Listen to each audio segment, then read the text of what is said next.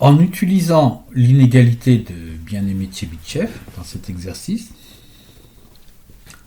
montrer que pour tout réel x strictement supérieur à 0, nous avons que moins l'infini à x, l'intégrale de moins l'infini à x de e de t au carré sur 2 dt est supérieur ou égal à racine de 2pi que multiplie 1 moins 1 sur 2 que multiplie x au carré. Alors, divisons chaque membre de cette inégalité par racine de 2pi. Il vient donc 1 sur racine de 2pi que multiplie l'intégrale de moins l'infini à x de e de moins t au carré sur 2 dt supérieur ou égal à 1 moins 1 sur 2 x au carré. Dans le membre de gauche, on reconnaît une formule qui est une expression qui est la fonction de répartition d'une variable aléatoire qui suit une loi normale de moyenne nulle et de variance 1. C'est la fonction phi de x. Donc, qui est la fonction de répartition d'une variable aléatoire x qui suit une loi normale n0. Bien. Énonçons et appliquons maintenant le théorème de bien-aimé Tchebychev.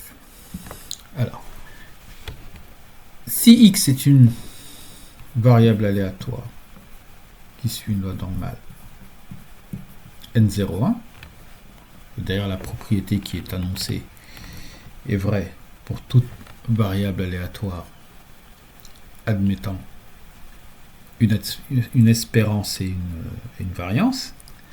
Alors, dans ces cas, nous avons, quel que soit epsilon strictement positif, que la probabilité que la valeur absolue de x moins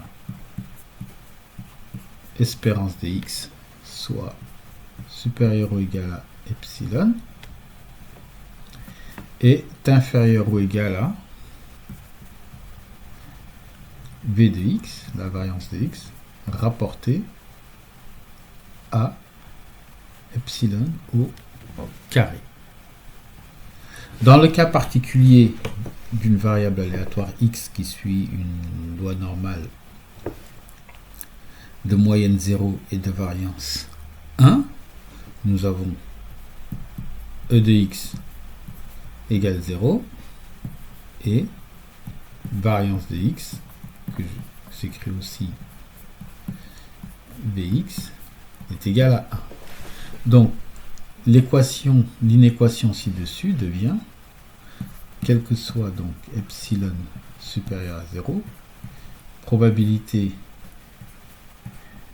que de la valeur absolue de x soit supérieure ou égale à epsilon est inférieur ou égal à 1 sur epsilon au carré.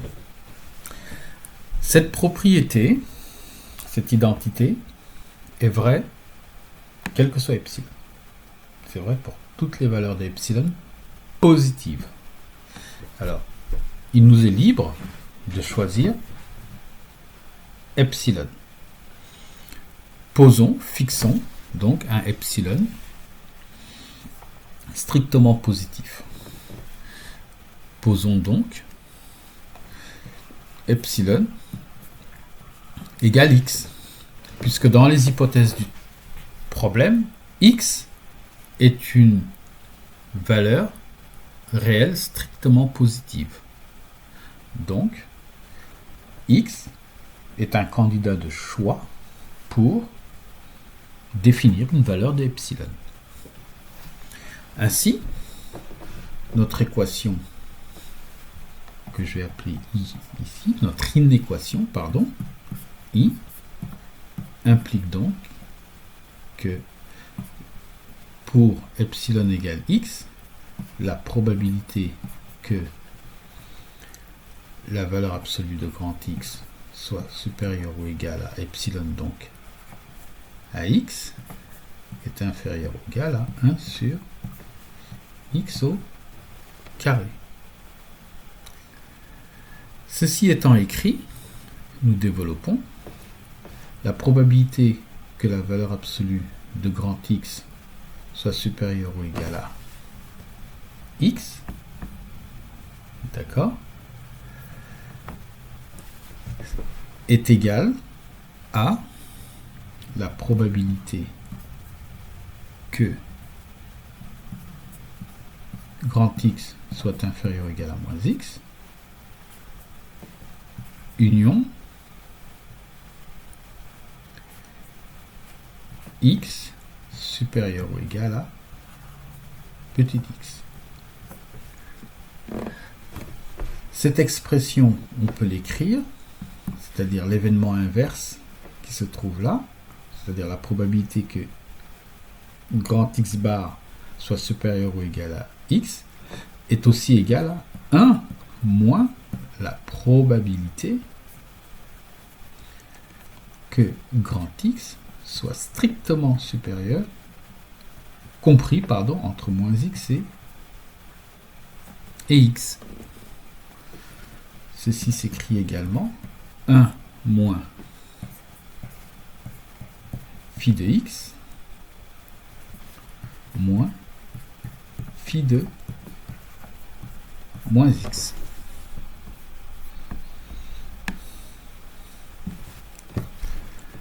Ce qui est égal à 1 moins 2 fois phi de x moins 1. On développe et on obtient 2 moins 2 fois phi de x. Et ce, quel que soit x strictement positif. Donc, nous avons 2 fois 1 moins phi de x inférieur ou égal à 1 sur x au carré, quel que soit x, strictement supérieur à 0.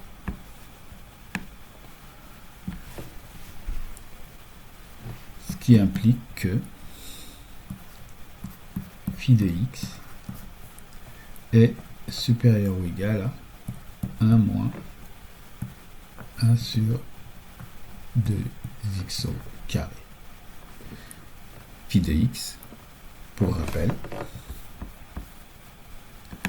est égal à 1 sur racine de 2pi que multiplie l'intégrale de moins l'infini à x de l'exponentielle de moins t au carré sur 2 dt, donc supérieur ou égal à 1 moins 1 sur 2x au carré, quel que soit x strictement positif.